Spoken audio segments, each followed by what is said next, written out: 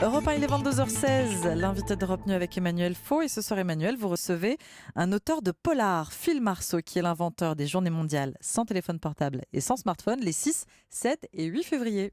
Oui, vous imaginez, Ombline, 3 jours de suite sans téléphone portable et sans smartphone.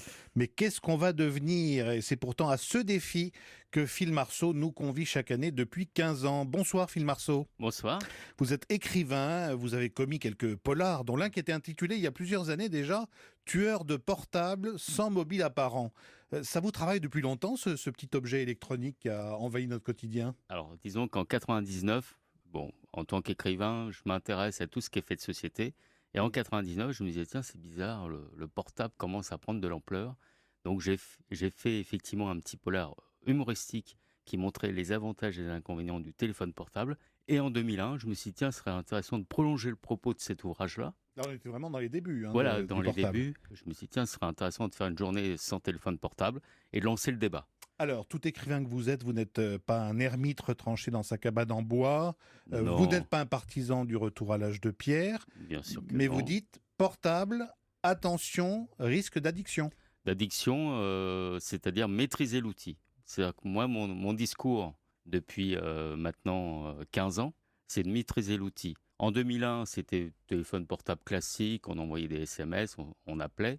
Alors qu'en 2016, c'est plus embarrassant, puisqu'en fait, tout est convergé sur cet outil de communication. Vous dites rester autonome, maîtriser l'outil, ça veut dire quoi? Décider du moment où on s'en Voilà, sert et ne c'est-à-dire pas être sans arrêt avec une sorte de fil à la patte? c'est-à-dire ne pas être un animal de compagnie pour le téléphone portable, le smartphone notamment. Alors, vous dites pas seulement attention addiction, vous dites aussi attention insécurité. Ça, c'est le thème que vous avez Bien retenu sûr, oui, cette de cette année. année. Parce que vous pensez que le smartphone met en danger notre sécurité à nous? Alors, sur plusieurs aspects, moi je pense que c'est anxiogène, puisqu'on est dans une société, c'est l'immédiat.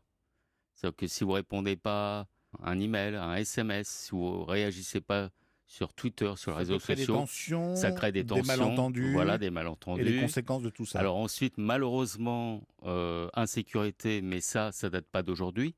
En 2001, il y avait une étude qui était sortie, 1500 portables étaient volés sur Paris. Alors, je ne sais pas le chiffre actuel, On mais sait ça va qu'il y a beaucoup de vols voilà, il y a beaucoup de vols. portables, ça c'est clair. Il faut savoir qu'il y a aussi des gens qui font des fausses déclarations au niveau des assurances, mais c'est devenu un objet de convoitise. Mais vous allez plus loin, Phil Marceau, parce que vous dites aussi que les données personnelles Ah oui, oui. et les infos qu'on peut échanger par SMS ou à travers les réseaux sociaux sont plus faciles à pirater sur le téléphone portable Bien sûr. que sur un ordinateur.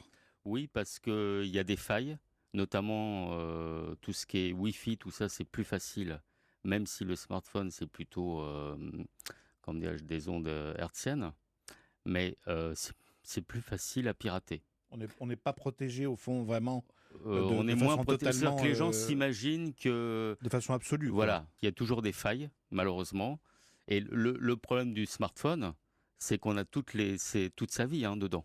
Alors, je fais une parenthèse qui est paradoxale quand même, c'est que vous mettez en garde contre l'addiction au smartphone, alors que vous avez publié des ouvrages en langage SMS, Oui. et j'en ai un sous les yeux qui s'intitule La Fontaine J'aime. Alors, La Fontaine, F-O-N-T, apostrophe, la lettre N, et Mhm. J'aime, bien sûr, on connaît J apostrophe M. Voilà. Donc là, vous avez quand même plongé les deux mains, je dirais, dans l'univers du smartphone, Alors non, c'est-à-dire en que rédigeant en mon langage entourage, SMS. en 2001, se moquait de mon initiative et m'a harcelé pendant 3 ans pour que je fasse ce fameux livre en SMS. Je l'ai publié en 2004 et la grande surprise, c'est que j'ai eu des retours d'orthophonistes qui l'ont utilisé auprès de gens dyslexiques. Donc le livre, c'était Passage à tabac. Et après, moi, j'ai inventé, ça m'a titillé parce que je suis quand même mauvais en orthographe. Donc je me suis dit, tiens, il y a peut-être une piste pédagogique et j'ai inventé la phonétique mus-service. Alors, vous lancez 6 défis aux accros du portable. Comment vous les appelez? Alors des addicphoniaques. Addicphoniaques. Bon. Parmi les choses qu'ils doivent faire pour se déconnecter pendant 3 jours, Alors i- peut-être pas pendant 3 jours, attention, je suis quand même... durant cette période je de suis déconnexion. lucide, Bon. L'idée, c'est de faire le jeu sur une journée. Exemple, Alors, la première- photo de groupe. Alors d'abord, partir sans son smartphone, donner rendez-vous à quelqu'un à 30 minutes de chez soi, arriver au lieu de rendez-vous, faire une photo de groupe, mais bien entendu avec un appareil photo numérique. Classique et Voilà. pas avec le téléphone portable Voilà. qu'on aura laissé chez soi éteint. Tout à fait. Le fait d'acheter une carte Carte postale, postale. d'écrire dessus un petit mot, Voilà, et me l'envoyer. et le petit mot qui concerne justement la douleur de la Voilà, tout à séparation, fait. des affres fait. avec son mobile. Et alors l'ultime défi, trouver une cabine téléphonique. Ah oui, Et oui, faire une photo devant ou à l'intérieur et tenter de joindre quelqu'un. C'est un jeu très ludique. Ouais. Ça va permettre aux gens de s'amuser, mais aussi de se rendre compte est-ce qu'ils restent autonomes quand ils n'ont plus leur smartphone. Ils peuvent l'oublier un matin. Est-ce qu'ils restent autonomes? alors clin d'œil au bon vieux passé, hein, la cabine téléphonique. Ça, vous ne pourrez pas le faire pendant de longues années encore. Non, c'est sûr. Bon, cela dit, Phil Marceau, vous n'êtes pas naïf. Vous savez bien que se déconnecter pendant 3 jours, Mhm. c'est reculer pour mieux sauter. Vous voyez bien les gens dans les transports en commun, Ah oui, bien sûr, dans les j'en viens. rues, même quand ils sont au restaurant, Mhm. face à face, quelquefois ils ne se regardent pas une seule seconde.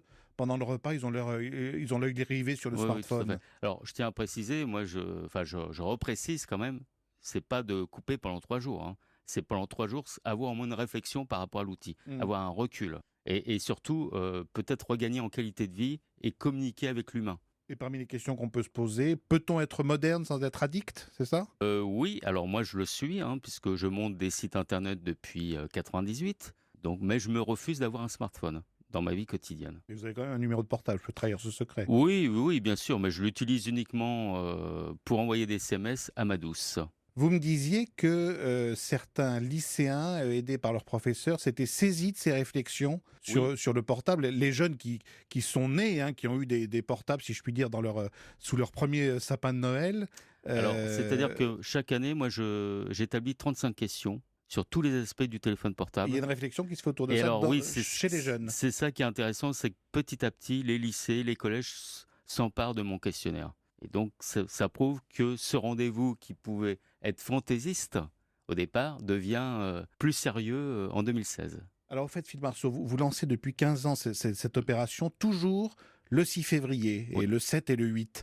Pourquoi ces dates? Alors, le 6 février, ça vous rappelle pas quelque chose? La Saint-Gaston? Ah, la Saint-Gaston. Gaston! Ah oui, ça me dit quelque chose, ça. Gaston, y a le téléphone qui sonne et y a jamais personne qui y répond. Gaston, y a le téléphone qui sonne et y a jamais personne qui y répond. Eh bien, bonne Saint-Gaston, Phil Marceau. Merci beaucoup d'être venu dans Europe Nuit.